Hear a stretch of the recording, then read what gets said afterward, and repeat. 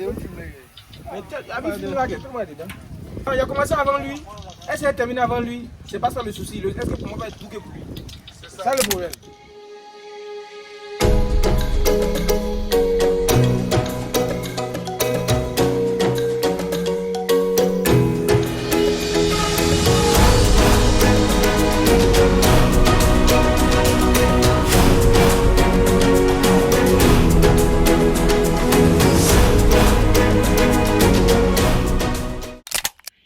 Ça va être très long ce voyage, mais ça va être intéressant. Allez, ciao et à bientôt Abidjan.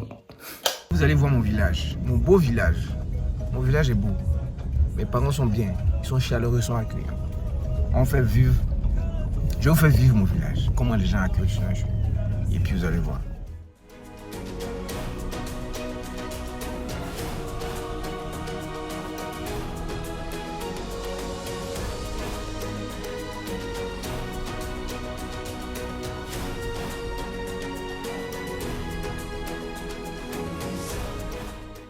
Dans ma famille, j'ai beaucoup de nièces.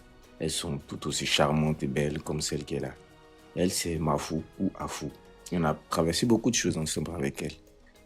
Malheureusement, elle a perdu son père, elle a perdu sa mère. Je l'aime tellement. Quand elle vous donne beaucoup d'argent, quand elle donne beaucoup d'argent, que l'homme qui va t'épouser puisse te comprendre aussi. Voilà, là ils sont là. Bah. J'ai un meilleur ami. Et c'est ce dernier-là, Konaté Nanvlou. On a presque fait le tour d'Angry. Avant, on se promenait pour aller désherber devant les portes des gens. Moyennant de l'argent, c'était 500, 200, ça dépendait. C'était lui qui faisait beaucoup de travail. Moi, j'étais trop flemmard. C'est un travailleur, c'est un bosseur. Konaté Karna. Ouais, salut mon cher Yanos. Quoi? Il t'a dit quoi, maman? Bon, c'est Hassan qui a acheté le mouton. Hassan, merci beaucoup. Merci pour l'achat. Mais Hassan, c'est aussi c'est mon neveu, celui dont je suis encore le plus fier. Il est aussi passé par beaucoup de chemins. Il m'a causé beaucoup de problèmes, hein, beaucoup de torts. Mais je pense que c'est la famille. Quand l'enfant ne fait pas bien, c'est le père qui doit réparer et donner des conseils. Aujourd'hui, c'est un homme marié, père d'un enfant.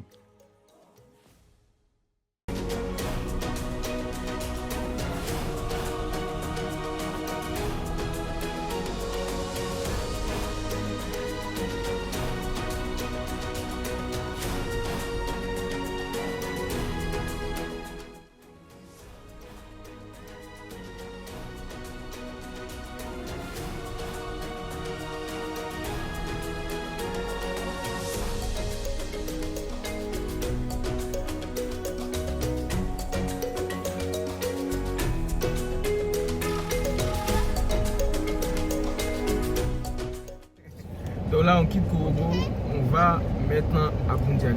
Voilà.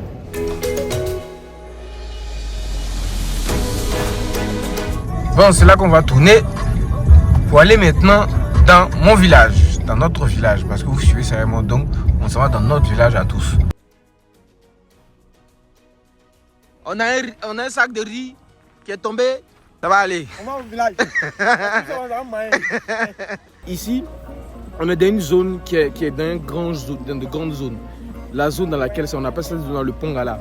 Et dans le Pongala, il y a plusieurs villages. Il y a le mien qui est Londjougou, il y a Yélé, il y a Kasséré. Donc c'est des gros villages qui se rassemblent dans le Pongala. C'est un gros village aussi, hein. Donc vous pouvez voir. Un gros village.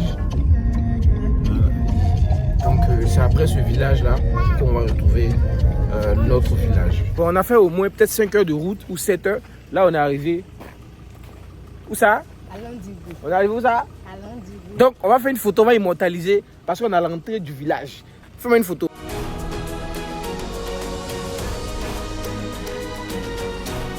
Bon, je suis arrivé chez moi. Hein. Je suis très content. Happy end. Happy ending. Ami, je suis arrivé chez moi. C'est mes partenaires. Je suis très heureux d'être là. Devant moi, il y a deux patriarches. On va saluer le premier patriarche. Salam alaikum. Comment tu vas? Alhamdulillah. Lui, je l'appelle le patriarche parce que c'est mon grand frère, Sekou. Danyogo, imam de la famille Danyogo. Il est aussi le deuxième imam. Il est le second imam. Salam alaikum. Wa alaykoum salam. Alhamdulillah. Ouais, ça va, ça va. Ça va? Alhamdulillah, Marakaba. marhaba. En bas. C'est dit. En bas. C'est dit. D'ailleurs, Vous connaissez le Prime. Je ne cesse de le poster dans mes stories. Lui, c'est le Prime. Il l'appelle Optimus Prime. Et lui aussi, c'est mon aîné, c'est mon grand frère, Lamine Danyogo, de son véritable nom. C'était le préféré de Madou Bey. Maman l'adorait. Maman aimait tellement ce monsieur. C'est l'oncle. Donc là, il est en train de discuter avec le Prime. Il est très heureux de nous voir. Il est très, très content. Il disait juste que la fête va être très belle parce qu'on est venu, on est content, on est là, tout le monde est heureux. Donc, il essaie de nous remercier d'être venus. Maman, on est arrivé, donc on va manger, discuter, les frères, tout le monde est là, la nourriture est arrivée, on bavarde, on discute. C'est l'ambiance qu'elle a. Tout le monde parle, tout le monde discute, tout le monde rit. En vérité, c'est comme ça qu'on se comporte au village.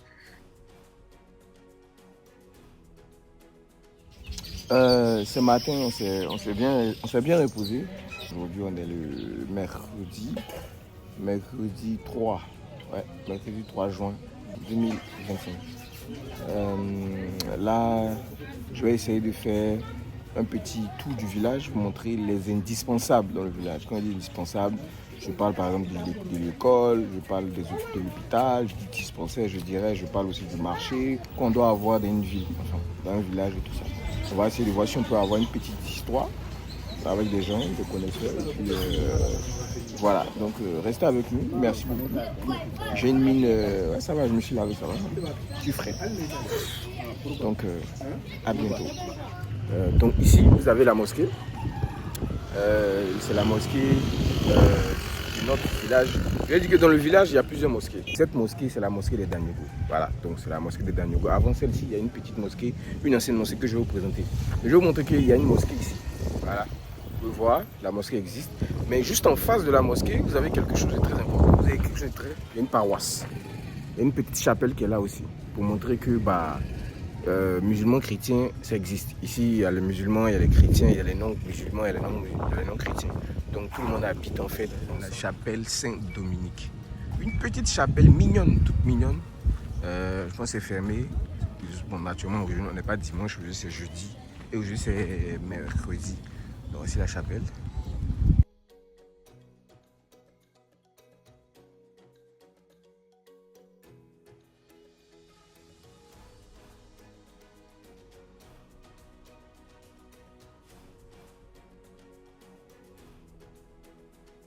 Comme je vous l'ai dit, j'allais juste vous présenter aussi le village dans tout ce qu'on peut y trouver. Aujourd'hui, je suis avec mon frère, mon aîné, Sekou Danyogo, qui est l'imam de notre mosquée, la mosquée de Danyogo. Tout à fait. Voilà, mosquée Salam Danyogo.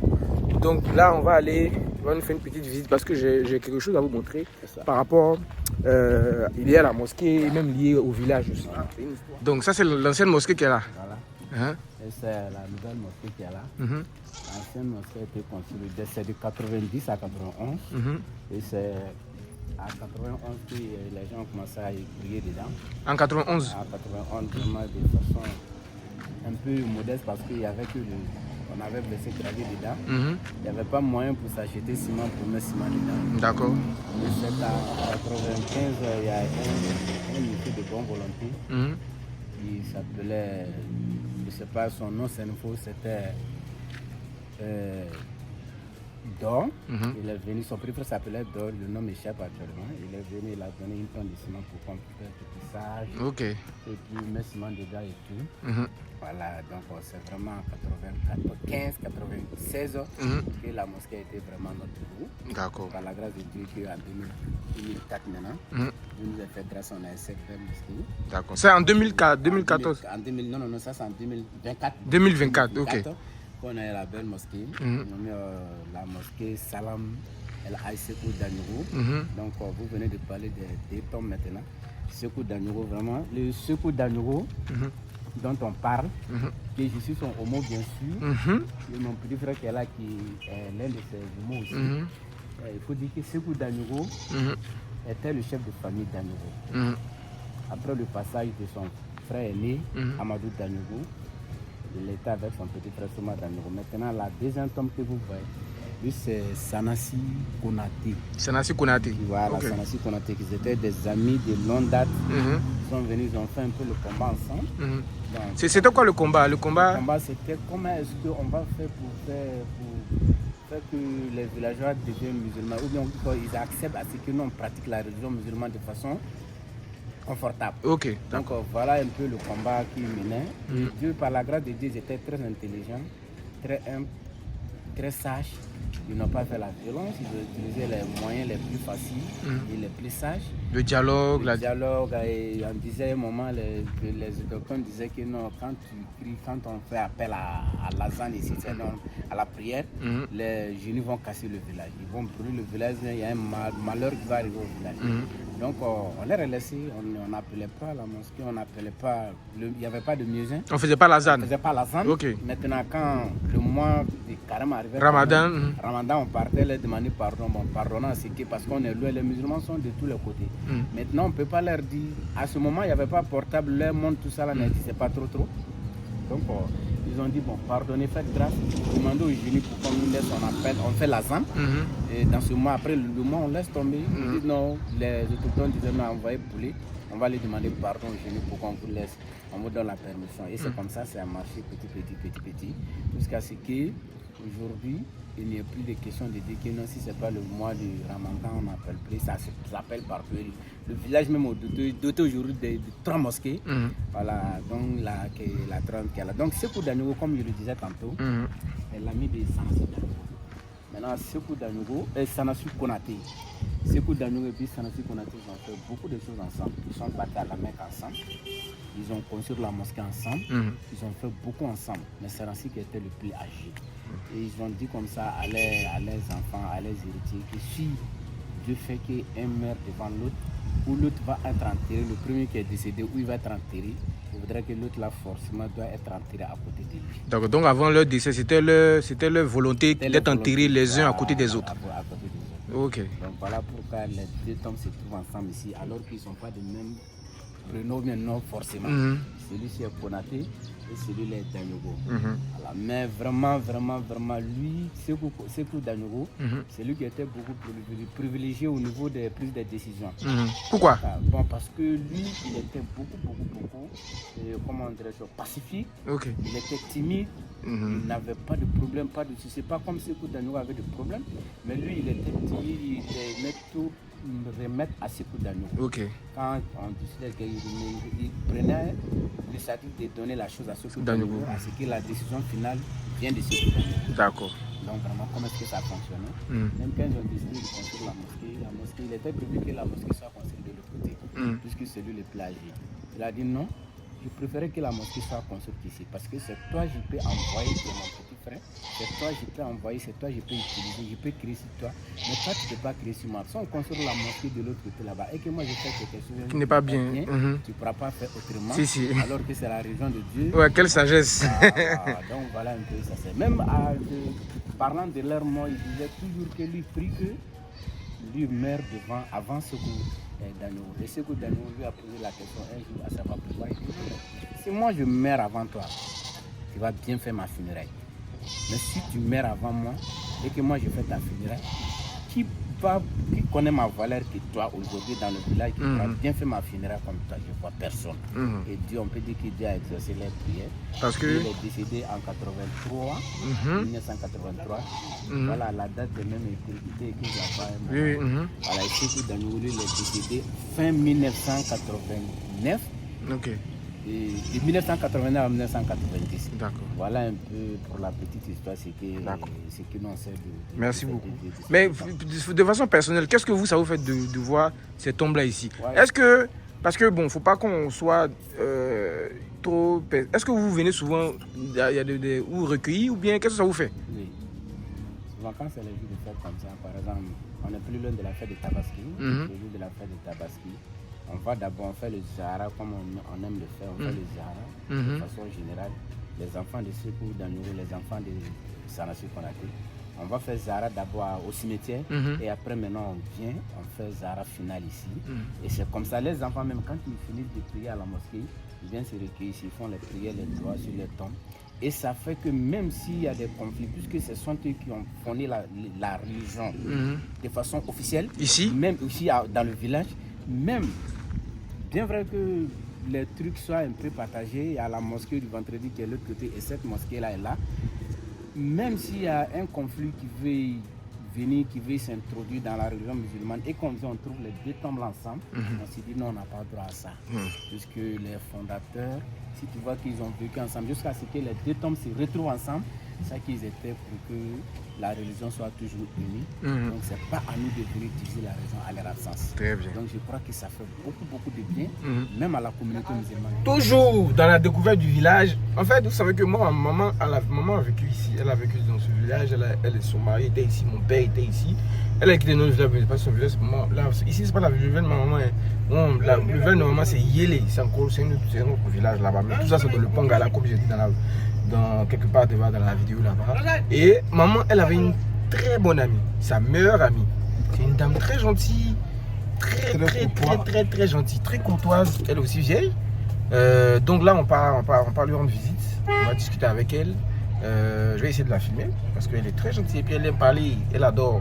Mais elle aime beaucoup lui là, c'est lui qu'elle connaît. Moi, je ne me connais pas bien, c'est le prime qu'elle connaît. Moi, je ne me connais pas bien. Moi, je me dis, ah, carrément, ça va. Voilà. Et quand elle est, voilà. Mais c'est le prime qu'elle connaît. Donc on va la rencontrer et lui dire bonjour parce qu'on est arrivé. Ici, c'est l'hôpital. C'est quoi? C'est le centre de santé rural du village. Donc, je vais essayer de rentrer, me renseigner un peu comment ça se passe.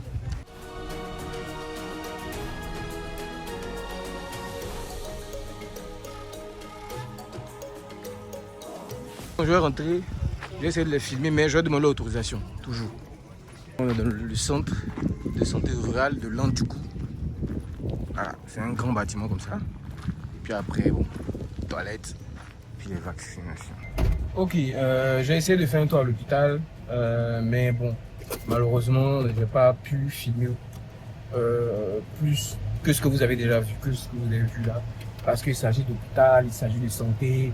C'est délicat, donc j'ai pas eu l'autorisation et c'est qui est normal, il faut avoir l'autorisation pour avoir une interview peut-être avec le médecin, mon chef et tout ça. Donc je suis là, donc il m'a dit qu'il pourrait passer s'ils ont eu l'autorisation comme tout ça. J'en doute, mais bon, s'ils ont eu l'autorisation, ils pourraient passer. Mais c'était pour vous montrer que le village, il y a un hôpital, il y a un centre de santé, il y a un médecin en chef, un médecin, M. Koulibaly, même s'il n'a pas vu le téléphone, c'est pas grave, c'est normal, qui est là, qui s'occupe des villageois et tout. Il y a un dépôt de médicaments que j'appellerais pas une pharmacie parce que c'est pas vraiment une pharmacie parce qu'il n'y a pas beaucoup de choses là-bas. Là encore c'est délicat, je peux pas filmer et montrer. Voilà. Donc ça veut pas dire que il n'y a pas de médecin, ça veut dire qu'il y a des choses à améliorer, il y a beaucoup de choses à faire et c'est des choses à prendre en compte. On vient d'arriver chez ma tante, je pense qu'elle est en train de dormir, donc on l'a dérangée. Après il y a le soleil quoi, donc ça fait du bien. On l'a dérangé un peu, mais c'est pas grave. C'est pas. Je pense qu'elle ne dormait pas assez. Puis elle était écouté un peu de courant, tout ça. Salam alaikum.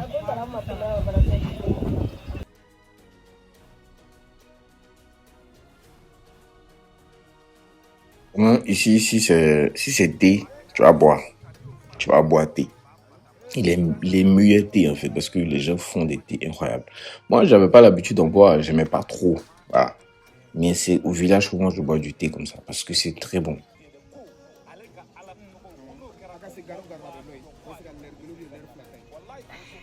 Je vous présente ma femme. C'est l'épouse de mon grand frère. Elle a une dent en or. Faut monter les dents. Faut arrêter d'ignorer. Ah, cling. Ici également, les enfants savent s'amuser. Ils ont des jeux. Je pense que je me rappelle de ce jeu auquel je jouais. Je joue avec des noix de karité. Donc, ce que vous voyez là, ce que vous voyez là, ce sont des noix de karité. C'est avec ça qu'ils jouent en fait. Donc la première personne qui arrive à casser le game, enfin la noix de son ami, a gagné. Là, je suis à l'école primaire du village, composée de les 6 classes de CP1 au CM2. Il y a aussi le maternel qui se trouve là-bas. Les toilettes sont là-bas. Donc, voilà. Ministère de l'Éducation nationale, Dren Bundiali 1, Kasséré, Landjigou 2.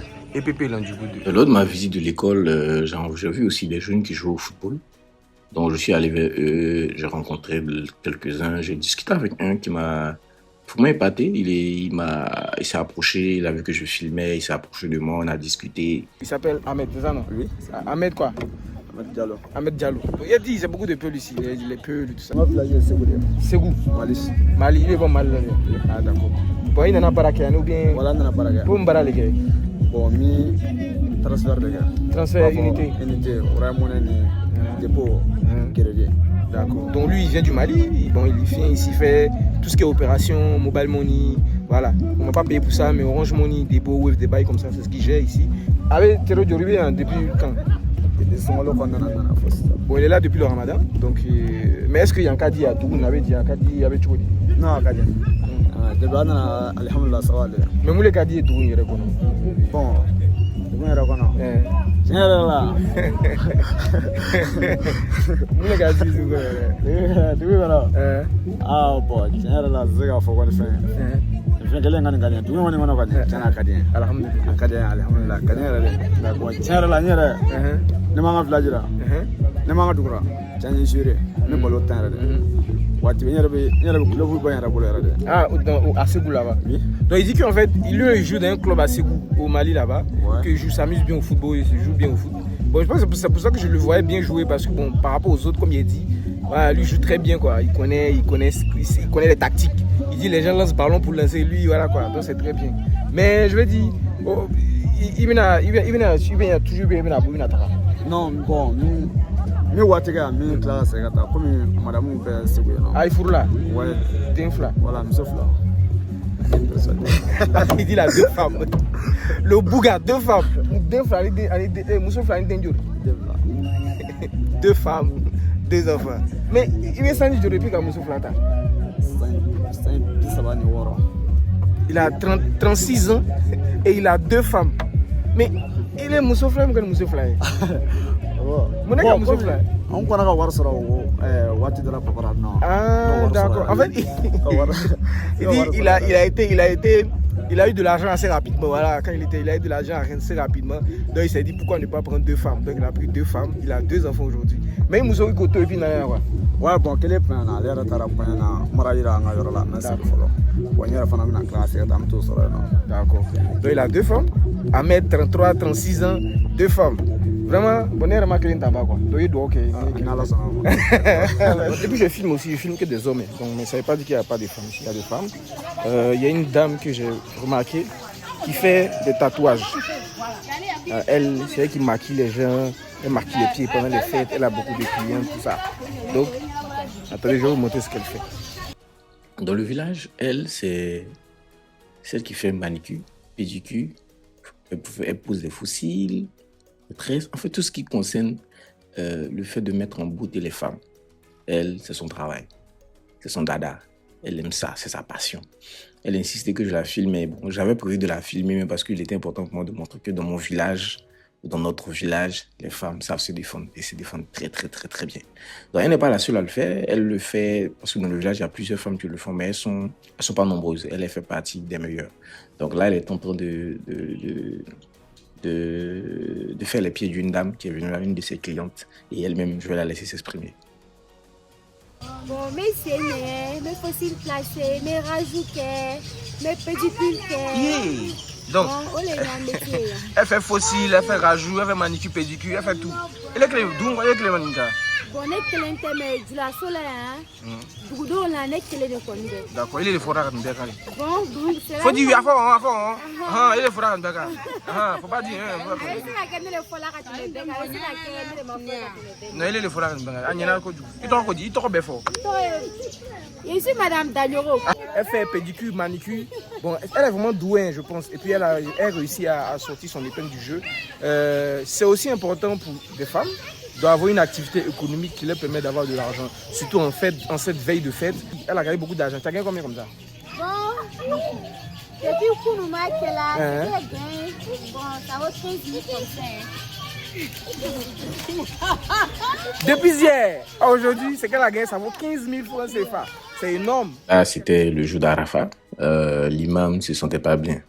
Donc il a demandé qu'on l'accompagne à Kuto, qui est la ville voisinante, qu'il puisse se faire soigner. Je pense que... Ça, c'est quelle rivière? Est-ce que C'est la Bagoué. La Bagoué. Donc c'est une rivière ou c'est un marais? Non, c'est une rivière. Ok.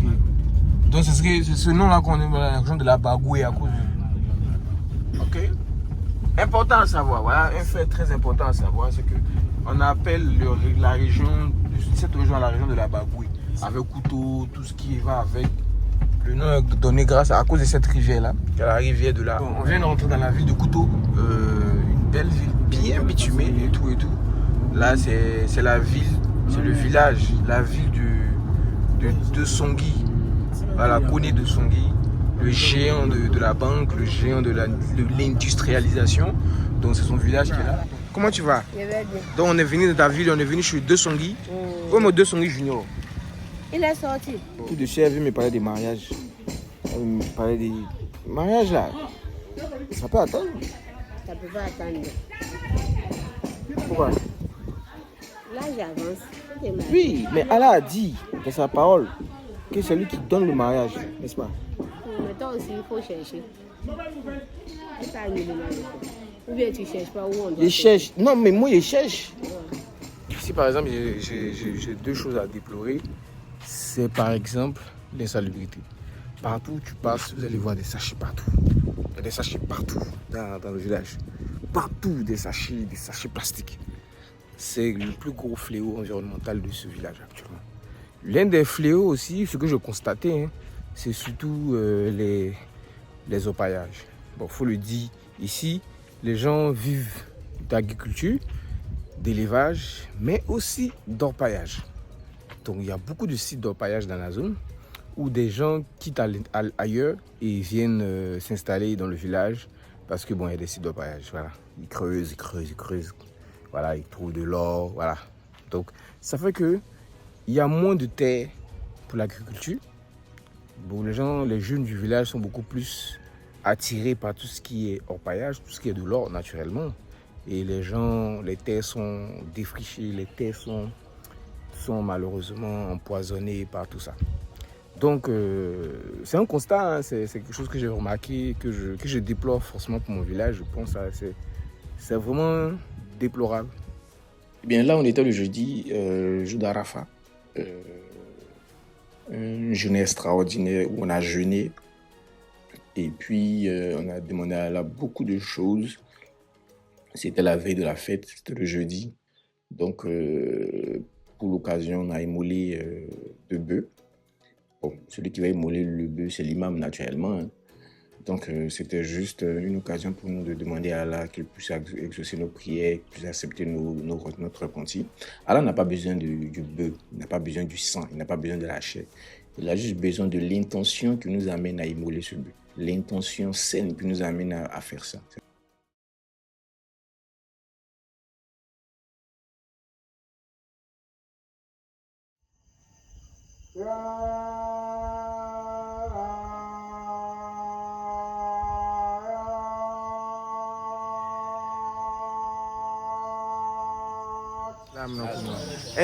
Une doigt pour tout le monde. Alhamdulillah, parce que de toute façon, on est venu se regrouper pour fêter cette année. Que Dieu nous donne beaucoup de années comme ça pour qu'on puisse se retrouver ensemble. Inch'Allah. Faire la prière, la fête, se donner des bénédictions, Inch'Allah. Et bonne fête de Tabaski à tous et à tous. Merci beaucoup. Salam. Wa alaykoum salam.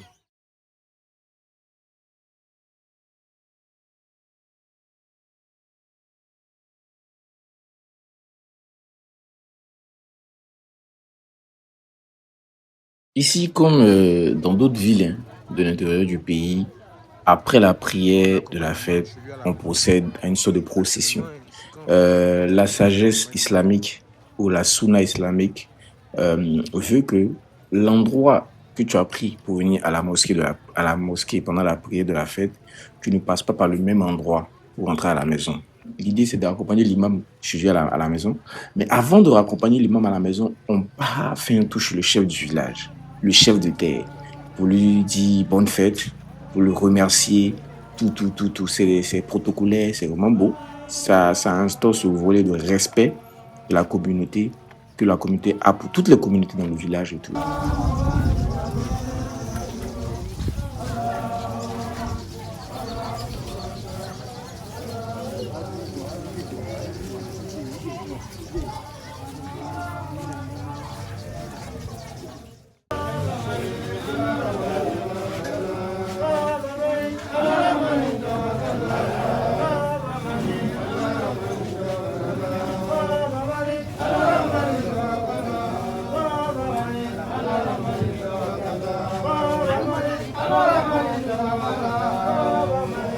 Puis on va écouter le chef du village dire ses mots. On va donner la nouvelle, pourquoi est-ce qu'on est là. Le chef du village va nous remercier la délégation et il va remettre un présent à cette délégation. Et puis le chef, par humilité et surtout par reconnaissance, va demander à l'imam principal du village de immoler lui son mouton à sa place. Et ce dernier va saisir son habit pour que son intention puisse se transmettre à celle de s'ajouter à celle de l'imam pour immoler lui sa bête, quoi. Ça se fait, donc voilà. Tout le monde est venu. Ça, ce sont les oncles. Ça, c'est les oncles paternels et maternels.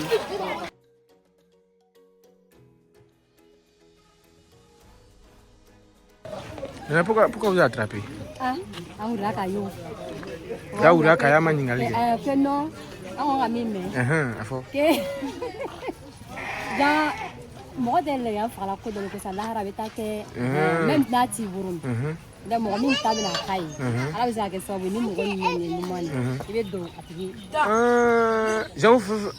comprends.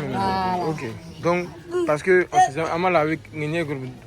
donc la personne pour qui c'est bien là, vous êtes tous au paradis ensemble. Ah, vous prenez des cocos de moutons en fait. Si les femmes sont alignées comme ça, c'est une question d'intention. Elle pourrait ne pas le faire, elle aurait pu juste s'arrêter à côté et puis le faire parce que chacune de ces femmes-là a au moins un mouton dans le lot. Mais comme les femmes ne sont pas forcément amenées à égorger, donc la personne qui va égorger, c'est comme une sorte de transmission de l'intention. Donc comme tu vas égorger notre mouton, nous on est près de toi, les intentions sont pareilles, il faut égorger pour nous. Donc l'idée d'attraper forcément les pannes à queue leu, c'est pas forcément obligatoire, ça, c'est pas... mais si vous êtes là, c'est déjà ça. Mais elles ont juste ajouté le fait de s'attraper, d'unir leurs intentions. Voilà, c'est le thème, d'unir leurs intentions afin que l'on puisse immoler la bête. Je trouve que c'est beau, je trouve que ça instaure un climat de confiance, un climat de vivre ensemble.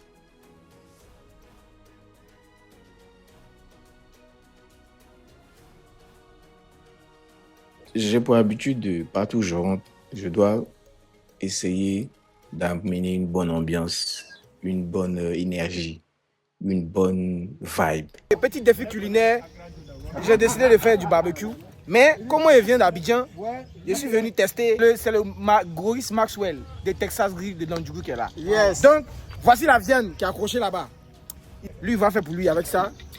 Moi, je vais pour moi avec le fou là-bas. Voilà. Les goûteurs sont nombreux, ils sont là. Ils sont nombreux, ils vont tous goûter.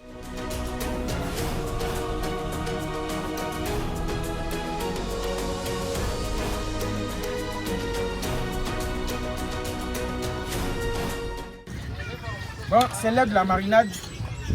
Donc, je marine la viande. Le malax. Viens. Mets le concurrent, viens le concurrent. Concurrent direct. Il a mis un babo.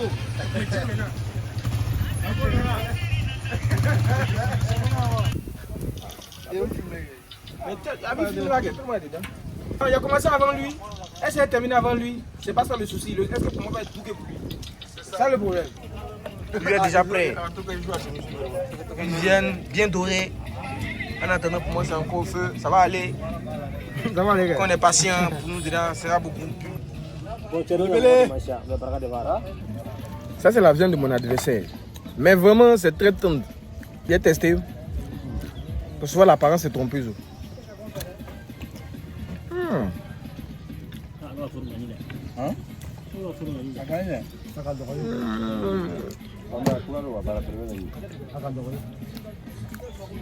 Bon, côté assaisonnement, ça fond dans la bouche. Regardez-moi ça. Regardez-moi ça. Donc, c'est Hassan qui a gagné. C'était trop salé. C'était trop salé. Bravo pour la victoire. Moi, je reconnais la victoire des jeunes. Bravo. Mais c'est normal. Il ne peut pas venir chez toi et puis te gagner. Mais d'abord chez moi. Ah, donc t'as triché, t'es là appelé associé. Maïnchon, c'est l'élève de mon grand frère l'imam. Maïnchon, c'est quelqu'un qui a voulu apprendre le Coran, la lecture du Coran. Il voulait apprendre, il voulait connaître l'islam, il voulait connaître la religion. Pour signifier, chez moi, à Landjougou, il y a chrétiens, il y a musulmans, il y a aussi beaucoup de personnes qui ne font ni l'un ni l'autre. Et j'étais très content de le voir parce que quand il est arrivé, je lui ai appris quelque chose. Je lui ai montré comment est-ce qu'avec une IA, on pouvait avoir le nom d'une plante. Juste avec la photo, tu peux demander à l'intelligence artificielle de donner le nom de la plante, d'où est-ce qu'elle vient, qu'est-ce qu'elle contient et tout. Il était très content.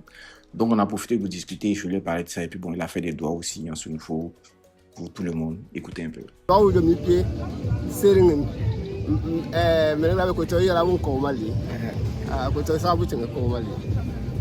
Très bien.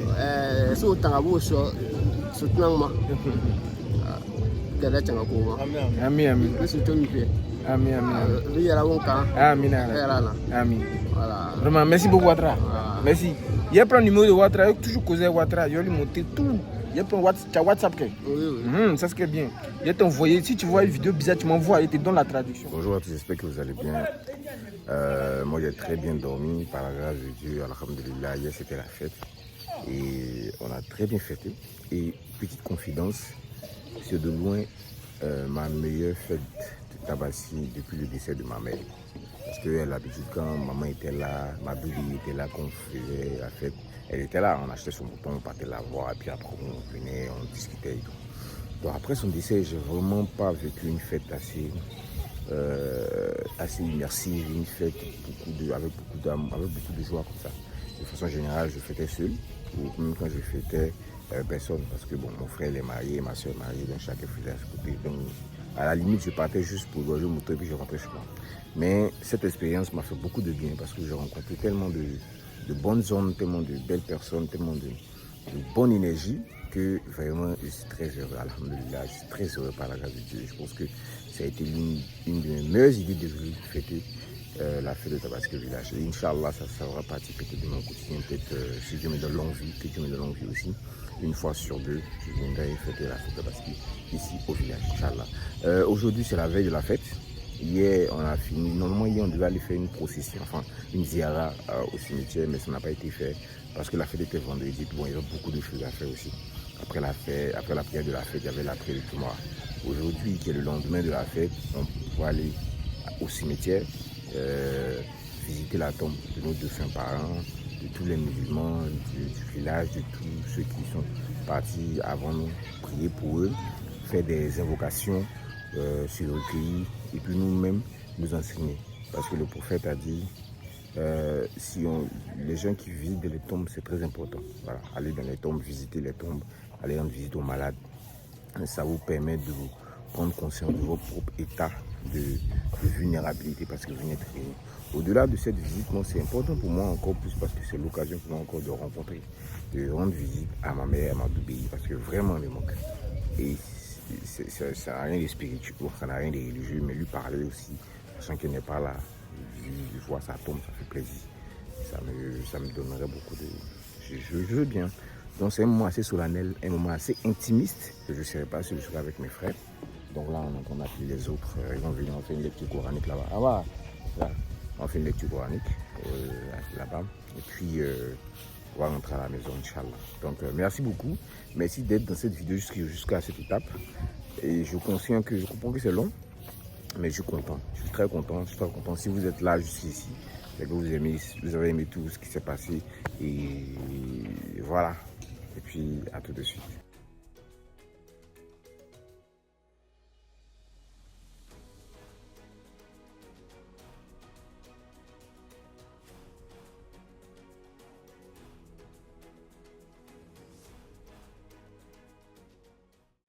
Bon, retour à la maison, on a fini la ziara.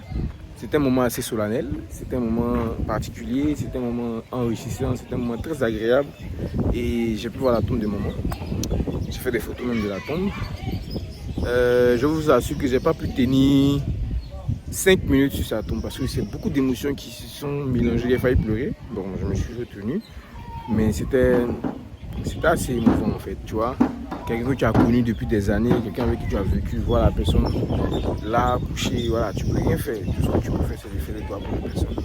Et j'avoue que j'ai eu beaucoup de mal. J'ai eu très mal. Mais j'étais content quand même. Ouais, j'étais content. J'avais mal, mais j'étais content d'être là, content de venir sur la tombe, content de faire des prières pour elle, pour tous nos défunts musulmans naturellement. Mais c'était fort. C'était vraiment fort. Les émotions étaient là. J'ai fait quelques photos. Mais bon, je dis Dieu merci de m'avoir donné la chance de venir pour la voir. Parce qu'il y a certains aussi qui n'ont pas cette chance-là, certains parents décédés qui n'ont pas cette chance d'avoir des enfants qui vont revenir les voir et tout ça. Donc, je remercie Dieu par rapport à ça. Désolé, il y a beaucoup de vent parce que là, quand on était en train de faire la ziara, même, je pense que le ciel s'était assombri parce qu'il voulait pleuvoir, je sais pas. Je pense qu'il pleut quelque part, mais bon. Juste vous dire que c'était un bon moment. Un bon moment. J'ai encore les émotions. Mais je suis content. Je suis heureux. Vous voyez ça? C'est que de bœuf sont en train de manger comme je veux. Mais il y a un monsieur ici, toujours me traite de célibataire. Il a 2 femmes, mais ces 2 femmes n'ont pas fait de queue de bœuf pour lui. Et il est venu prendre mes queues de bœuf. Pour vous dire que le mariage là, c'est bien. Mariez-vous, mais si vos femmes ne font pas de queue de bœuf, c'est triste. Moi, il n'y a pas besoin de me marier pour avoir queue de bœuf. Merci le coco.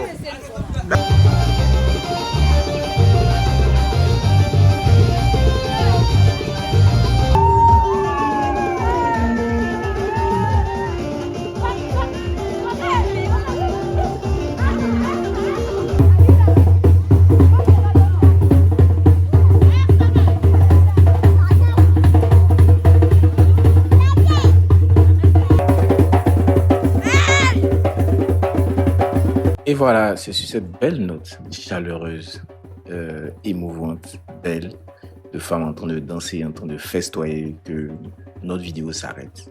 J'ai décidé de terminer par là pour vous montrer dans quelle joie elles sont, dans quelle joie elles étaient, dans quelle joie elles seront, parce qu'elles sont heureuses, elles sont habillées par elles-mêmes, pour elles-mêmes, elles se font plaisir elles-mêmes. Et si vous avez bien remarqué, il est rare de voir ici des hommes et les femmes ensemble. En général, les femmes font leur show à côté, les hommes aussi font leur show à côté. Et c'est bien comme ça, je pense. Donc, elles sont heureuses, elles sont contentes, elles ont fini de travailler, elles ont bien mangé, elles ont bien cuisiné, on a bien mangé, elles sont heureuses et elles dansent. C'était mon voyage, c'était mon vlog, c'était une occasion pour moi de m'initier chez moi, dans mon village, dans ma culture, avec les miens, pour montrer comment est-ce qu'on célèbre la fête de Tabaski chez nous. L'année prochaine, je reviendrai certainement, Inch'Allah, avec beaucoup plus de moyens, avec beaucoup plus d'énergie et pourquoi pas avec moi-même, mon épouse. Merci beaucoup.